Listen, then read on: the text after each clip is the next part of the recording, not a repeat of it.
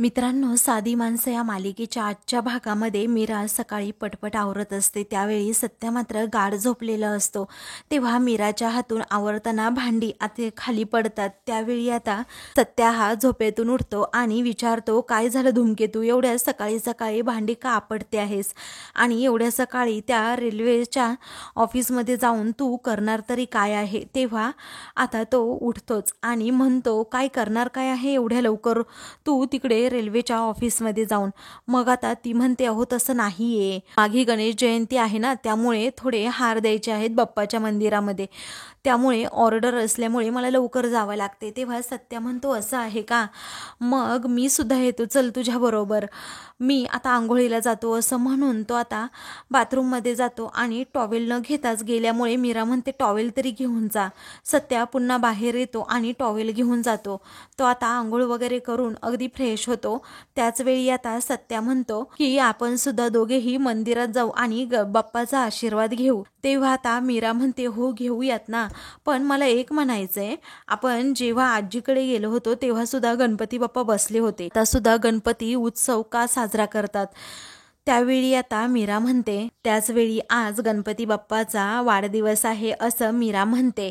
म्हणजे तो भाद्रपद महिन्यातला गणेशोत्सव असतो आणि तो माघ महिन्यातला गणेशोत्सव आहे. मग पुढे आता माघ महिन्यातील गणेश चतुर्थी ही कार्यसिद्धीस नेण्यासाठी उपयुक्त असते. आपल्या भक्तांच्या सर्व इच्छा हा गणपती बाप्पा पूर्ण करतोच आणि त्याच्या कृपेमुळे, त्याच्या आशीर्वादामुळे अडकलेली सर्व कार्य कामं ही पूर्ण होतात. त्याचवेळी सत्या विचारतो, म्हणजे या बाप्पाच्या आशीर्वादामुळे आपल्या बापाचं सुद्धा काम होऊन जाईल का? तेव्हा मीरा हसते आणि म्हणते, हो नक्कीच होईल.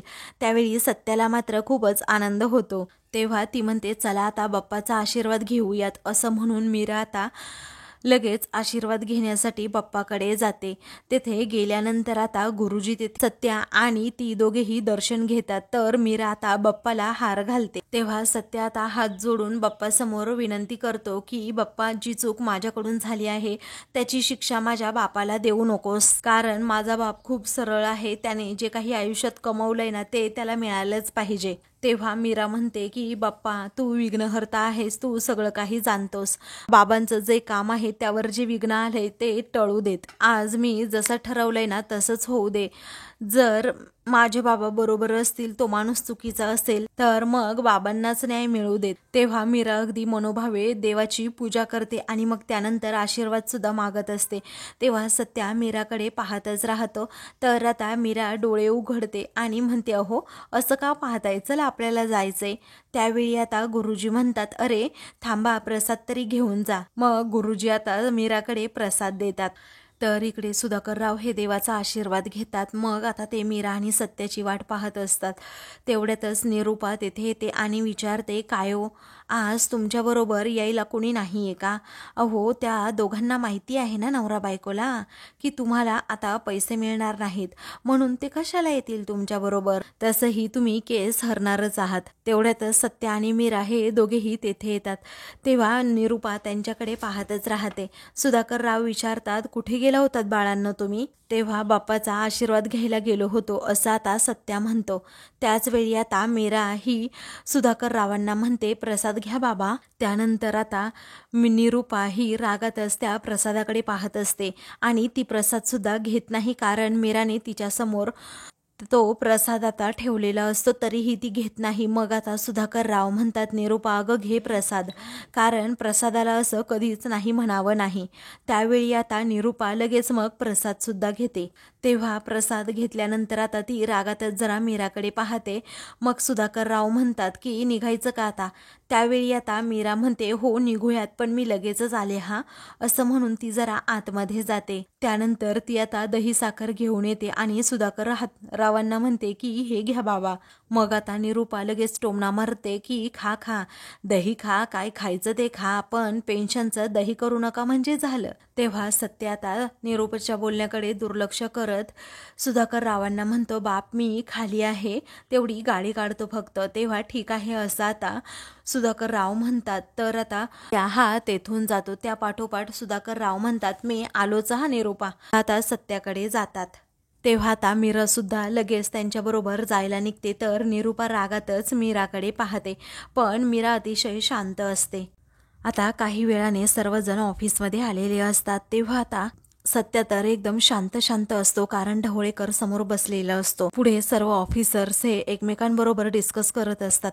तेव्हा आता ढवळेकरने पोलीस प्रोटेक्शन सुद्धा घेतलेलं असतं. त्यानंतर आता एकंदरीत या केसमध्ये जे काही झालंय त्यामुळे तुम्हाला दोघांना जे काही बोलायचं असेल ते आत्ताच बोला, असं आता ते सर म्हणतात. त्यावेळी आता ढवळेकर रागातच सत्याकडे पाहतो आणि मग नंतर म्हणतो की सर मला बोलायचंय थोडं. तेव्हा ते लगेच आता परमिशन देतात. तेव्हा आता ते बॉस असतात ते त्याला परमिशन देतात की बोला मिस्टर ढवळेकर. त्याचवेळी काल एक भयंकर गोष्ट घडली सर, कारण हा सुधाकर, त्याची सून आणि त्याचा मुलगा हे सगळेजण माझ्या ऑफिसमध्ये काल आले होते. असताना काल त्यांच्या बाजूने लावण्यासाठी मला यांनी खूप धमकावलं. मी माझी चूक मान्य करावी असं वॉर्निंग मला देत होते, माझ्यावर प्रेशर आणत होते आणि मला खूप मारहाण सुद्धा केली. माझ्या ऑफिस स्टाफ समोर असा तमाशा करत बसले. तेव्हा तेथे असणाऱ्या सर्वांना मोठा धक्काच बसतो की सत्याने एवढं सगळं काही केलं.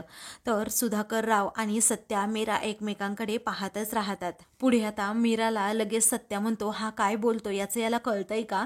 मग आता सत्या लगेच उठतो आणि म्हणतो हे जे बोलतायत ना ते सगळं काही खोटं आहे, मी असं एवढं काहीही केलेलं नाही, त्यांनीच मला अगोदर चिथवलं होतं. त्यानंतर आता ढवळेकर म्हणतो मला यांच्यामुळे ना पोलीस प्रोटेक्शन सुद्धा घ्यावं लागलं. पुढे आता सत्या त्याची बाजू पुन्हा एकदा समजावून सांगू लागतो. तर मीरा म्हणते ऐका तुम्ही खाली बसा, त्यांना जे बोलायचं असेल ते बोलू द्यात. परंतु आता सत्या खाली बसत नाही. मग मीरा आता जरा म्हणते खाली बसा, सांगितलंय ना तुम्हाला. मग आता सत्या गुपचूप खाली बसतो. तेव्हा यांना ढवळेकरांना सांगू द्यात जे काही सांगायचं ते, तुम्ही अगोदर खाली बसा, अजिबात उठायचं नाही आम्ही सांगितल्याशिवाय, असं आता ते सर म्हणू लागतात. त्यामुळे काय होतं सत्याचा नाईलाज होतो, तो बिचारा आपला गप्प बसतो. मग ढवळेकर आता अति शहाणपणा दाखवत म्हणतो मला आपल्या न्यायव्यवस्थेवर पूर्णपणे विश्वास आहे, पण जे काही झालं ना ते तुम्ही क्रॉस व्हेरीफाय करू शकता, थँक्यू, असं म्हणून तो आता खाली बसतो. सर आता लगेच सुधाकर रावांना विचारू लागतात काय हो सुधाकर राव, तुमच्या मुलाने हात उगारला होता का? तेव्हा आता सुधाकर राव काहीही बोलत नाही. ते पाहून आता शांतपणे सर्वजण त्यांच्याकडे पाहत असतात. तेव्हा ढवळेकरला खूप आनंद होतो की आता सुधाकर रावांची चांगलीच इथे जिरणार म्हणून तो आता हसतच त्यांच्याकडे पाहत असतो. तेव्हा आता सुधाकर रावांना काय उत्तर द्यावं कळत नाही. तेव्हा रागातच आता सर्वजण विचारतात की उगारला होता की नाही. मग सुधाकर राव म्हणतात हो उगारला होता. त्यानंतर दुसरे सर आता विचारू लागतात की तुमचा मुलगा यांच्या अंगावर धावून गेला होता की नाही. मग सुधाकर राव शांत बसतात. मीरा आणि सत्या हे दोघेही खूप घाबरलेले असतात. त्यानंतर आता तुमच्या मुलाने हात उगारला होता की नाही असा प्रश्न आम्ही तुम्हाला विचारलाय सुधाकर राव, सांगा. मग सुधाकर राव हे शांतपणे हो असं म्हणतात. मग पुढे आता सर विचारतात स्टाफने पाहिलं होतं का? सुधाकर राव सांगू लागतात की स्टाफने पाहिलं होतं, परंतु त्यावेळीची परिस्थितीच खूप वेगळी होती, तेव्हा उत्तर हो की नाही एवढ्यामध्येच द्यायचं असं सर सांगून सुधाकरला गप्प करतात. तेव्हा तुमच्या मुलाने त्यांना धमकी देऊन पेन्शनबद्दल विचारलं होतं की नाही, मारण्याची धमकी दिली होती की नाही असं आता ते सर विचारतात. त्यावेळी आता सुधाकर रावांचा नाईलाज होतो आणि ते हो असं म्हणतात. सगळं आहे जे काही ते सत्य सांगू लागतात. मग त्यानंतर आता सर्वजण आपापसात डिस्कस करतात. इकडे मीराच्या मनाची धाकधूक मात्र वाढलेली असते, काय निकाल येईल हेच तिला कळत नसतं. त्यानंतर आता ती तो व्हिडिओ पुन्हा एकदा पाहते. तिच्याकडे जो असतो ना तो निर्णय देणारे जे असतात ना ते सर्वजण एकमेकांबरोबर डिस्कस करतात. तेव्हा आता आम्ही सर्व बाबी लक्षात घेतल्या आहेत आणि यावरून आम्ही असा निर्णय घेतला आहे की असं म्हणून आता ते निर्णय सांगणार असतात. तेव्हा मीरा आता उठते आणि म्हणते साहेब मला थोडं बोलायचंय तुमच्याबरोबर आणि एक व्हिडिओ सुद्धा दाखवायचा आहे. तेव्हा कोणता व्हिडिओ असं सर विचारतात. मग आता तो व्हिडिओ बघितल्यानंतर तुम्हाला जो निकाल द्यायचा असेल ना तो तुम्ही देऊ शकता आणि आम्हालाही तुमचा हा जो निर्णय आहे ना तो मान्य असेल असंही मीरा म्हणते. तेव्हा त्या व्हिडिओमध्ये नक्की काय आहे असं आता साहेब विचारतात. त्यावेळी मीरा आता लगेच त्यांच्याकडे तो मोबाईल देते आणि मग ढवळेकरकडे एकदा पाहते. तेव्हा त्याला काही कल्पनाच नसते की मीरा नक्की कोणता व्हिडिओ दाखवणार आहे. तर सुधाकर राव त्याचबरोबर सत्या यांनाही कल्पना नसते की नक्की मीराने असं केलंय काय आणि कोणता व्हिडिओ तिच्याकडे आहे. आपल्याला तर त्या व्हिडिओबद्दल काहीच माहीत नाही. आता मीराही त्यांच्याकडे मोबाईल देते. सर्वजण तो व्हिडिओ लगेच पाहू लागतात आणि ढवळेकरकडे सुद्धा पाहू लागतात. कारण आता ढवळेकरची चूक आहे हे त्यांना समजतं. जसं जसं पुढे व्हिडिओ ते पाहत जातात त्यामध्ये क्लिअरली दिसत असतं की अगोदरच ढवळेकरने सत्याची कॉलर पकडली होती आणि सत्याला सांगितलेलं असतं की तुझ्या बापाची पेन्शन ही तुला मिळणारच नाही किंवा तुम्हाला मिळणारच नाही, हा असाच मी फिरवत ठेवणार आहे आणि मीच तुझ्या बापाची पेन्शन रोखली आहे, तुला काय करायचं ते कर. हे तू कसा प्रूव्ह करू शकतो की मीच तुझ्या बापाची पेन्शन ही दिली नाही, एका माझ्या सहीशिवाय ती पेन्शन राहिली आहे, सांग बरं. असं म्हणून आता त्या व्हिडिओमध्ये सगळं काही असतं. आणि त्याचबरोबर रावांना ढवळेकर साहेब हा खूप बोलला असल्यामुळे मग सत्याला राग आला आणि सत्याने मग ढवळेकरला मारलं. हे सगळं काही त्या व्हिडिओमध्ये क्लिअर असतं. मग आता सर्वजण तो व्हिडिओ पाहतात तर इकडे ढवळेकरला घामच फुटतो. त्याला काय करावं सुचत नाही. रागातच तो आता मीराकडे पाहतो.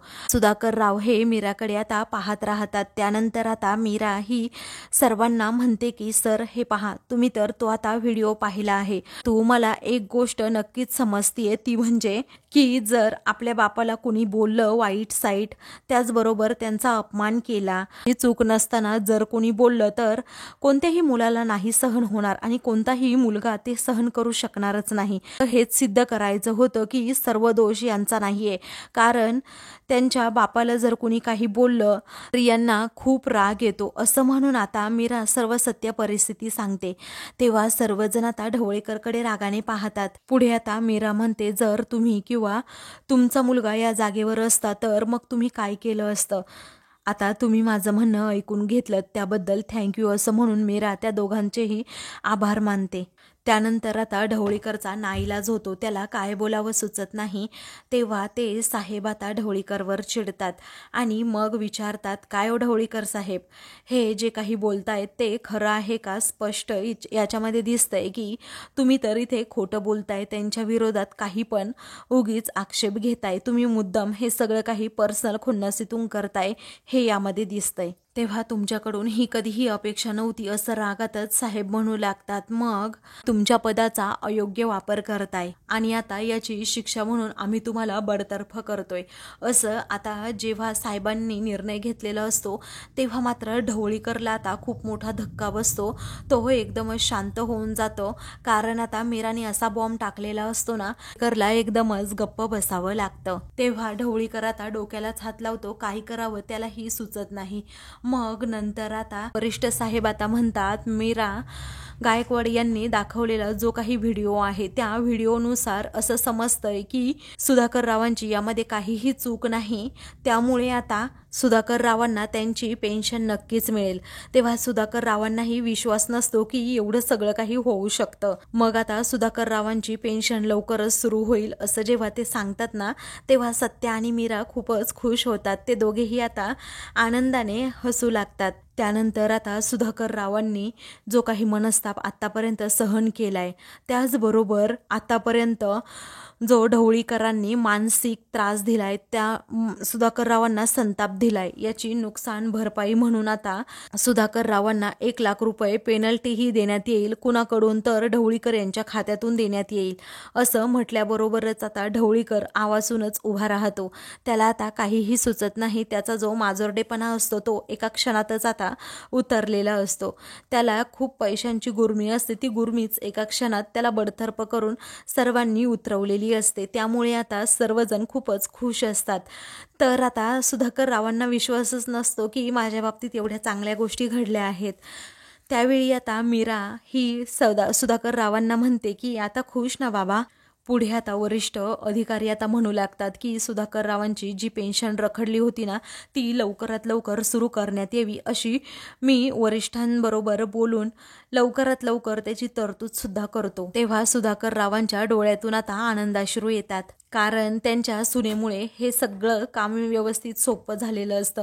मीराने जो काही व्हिडिओ काढलेला असतो त्यामुळे आता ढवळीकरची वाटच लागलेली असते आणि त्यामुळेच ढवळीकर हा एकदम कोमातच जातो. त्यानंतर आता सुधाकर राव हे लगेच सर्वांना नमस्कार करतात. पुढे आता सुधाकर रावांचे मित्र हे तेथे येतात आणि सुधाकर रावांचं अभिनंदन करतात. आता ढवळीकर शांतपणे तिथून खाली मान घालून चाललेला असतो. तेव्हा सत्या त्याला अडवत म्हणतोय, ढवळ्या थांब आता. तेव्हा ढवळीकर आता रागातच म्हणतो, शट अप. मग आता मीरा विचारते, काय तुमचा न्यायसंस्थेवर पूर्ण विश्वास आहे ना? आणि तुम्ही म्हणाला सुद्धा होतात की न्यायाचा निकाल एकदम बरोबरच असतो, पण न्यायाचा निकाल नेहमी सत्याच्या बाजूने असतो, असं म्हणून मीरा सत्याकडे पाहून गोड हसते. हा सत्या आता ढवळेला चांगलीच धमकी देतो की हे बघ, शेवटची तुला ताकीद देतोय, पुन्हा जर का माझ्या बापाच्या नादी लागला तर घरात घुसून कुटीन, चल निघ, असं म्हणून ते ढवळेला तिथून घालवून देतात. त्यावेळी आता सर्वांनाच खूप आनंद होतो. मग आता अजूनही सुधाकर रावांच्या डोळ्यात आनंदाश्रू असतात. त्यानंतर आता सत्या म्हणतो की नवऱ्याच्या रागाचाही कसा उपयोग करून घ्यावा, बायको हे तुझ्याकडूनच शिकावं. अगं कडक धूमकेतू, असं म्हणून तो तिला सॅल्यूट घालतो. तेव्हा मात्र आता मीराला खूपच आनंद होतो. इकडे निरूपा तेथे सोफ्यावरच अगदी झोपलेली असते. तेव्हा सत्या, मीरा, सुधाकर राव हे तेथे येतात. तेव्हा सत्याने आता मीराला उचलूनच घेतलेलं असतं. ते पाहून आता निरूपाच्या डोक्यातच मुंग्या येतात. तेव्हा ती विचारते, हे काय आता नखरे? मग आता सत्या निरूपाभोवती मीराला आता गोल गोल फिरवत असतो आणि माझी धूमकेतू खूप हुशार आहे, अख्ख्या जगात भारी आहेस तू, असं म्हणून निरूपाभोवती तो गोल गोल फेऱ्या मारतो. तेव्हा सुधाकर राव म्हणतात, सत्या अरे सोड मीराला आता. मग तरीही सत्या सोडतच नाही. तेवढ्यातच पंकज आणि देविका हे दोघेही तेथे येतात. तेव्हा सत्याचा हा प्रकार ते पाहतच राहतात की सत्याने कशा प्रकारे मीराला उचलून घेतलंय. मग त्यानंतर मीरा ही म्हणते की अहो सोडा ना, एकतर कोर्टापासून उचलून तुम्ही इकडे घेऊन आलात. सत्या म्हणतो, 1 2 3 4 धूमकेतूचा जय जयकार आणि माझी मीरा लय हुशार, असं त्याचं काहीसं बोलणं सुरू असतं.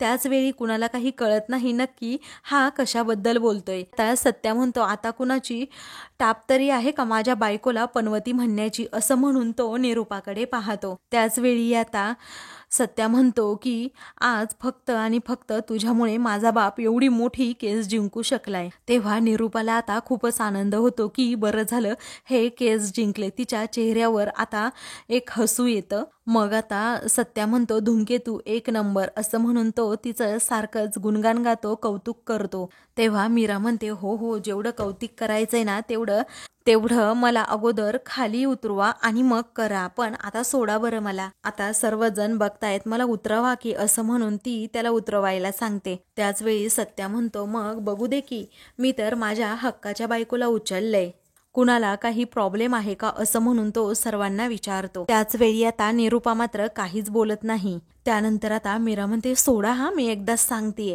तेव्हा सत्या आता गुपचूप मीराला खाली उतरवतो. तर मीरा आतमध्ये जाते. तर आता सत्या म्हणतो, धूमकेतू अगं चिडू नको ना, आता काय झालं तुला चिडायला? तेव्हा ती औक्षण करण्यासाठी ताट घेऊन येते. मग आता ती सत्याला म्हणते, आजच्या दिवशी कोण चिडणार आहे, आज तर खूप आनंदाचा दिवस आहे, असं म्हणून ती आता बाबांना औक्षण करायचं आहे असं सांगते. तेव्हा सत्या म्हणतो की खूप छान झालं, हे तर मी विसरूनच गेलो होतो, पण पाहिलं ना अगं मीरा, बघ इथल्या लोकांना तर याचं काही पडलंच नव्हतं. इथे तर फक्त अकलेचे दिवे ओवाळता येतात, बाकी काहीच नाही. बाप एवढा जिंकून आलाय केस तरी कुणाला त्याचं काहीच नाही, असं म्हणून आता सत्या जरा चिडतो. आणि मग नंतर म्हणतो, ही अक्कल असायला पाहिजे ना डोक्यामध्ये, अक्कल असेल तरच मेंदूमध्ये माणूस हे सगळं करू शकतो ना, तशी माझ्या धूमकेतूच्या डोक्यात खूप अक्कल आहे. तेव्हा तो आता निरूपा आणि देविकाला चांगला स्टोना मारत असतो. तर पंकज मात्र रागातच आता सगळ्यांकडे पाहत असतो. त्याच वेळी आता निरूपा ही एकदम गप्प बसून जाते, ती काहीही पुढे बोलत नाही. तेव्हा सत्या हा मीराकडे पाहतच राहतो.